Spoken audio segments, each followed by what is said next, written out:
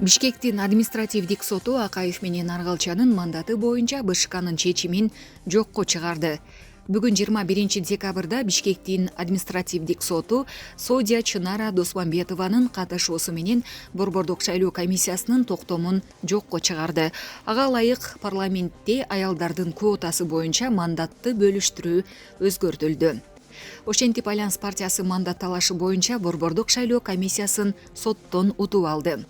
Бул тууралуу Кактус медиа сайтына адвокат Марат Карыпов билдирди. Эскерте кетсек, БШК шайлоодо добуш берүүнүн тартиби, добуш берүүнүн жыйынтыктарын белгилөө жөнүндө токтомдун ар башка жыныстагы талапкерлердин ортосунда мандаттарды бөлүштүрүү боюнча пунктуна өзгөртүүлөрдү киргизген.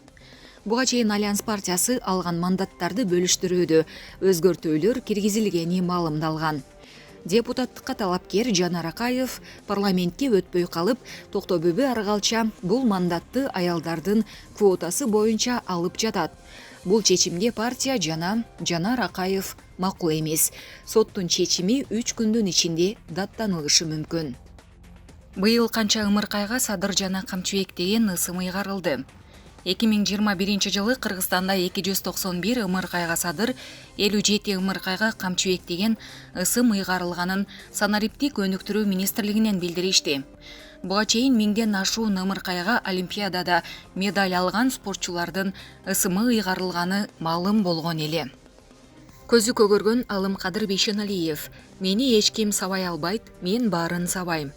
Саламаттыкты сактоо министри Алымкадыр Бейшеналиев эл алдына сол көзү көгөргөн абалда чыкты. Супер KG порталы министр менен байланышканда көзүнүн көгөрүшү боюнча түшүндүрдү.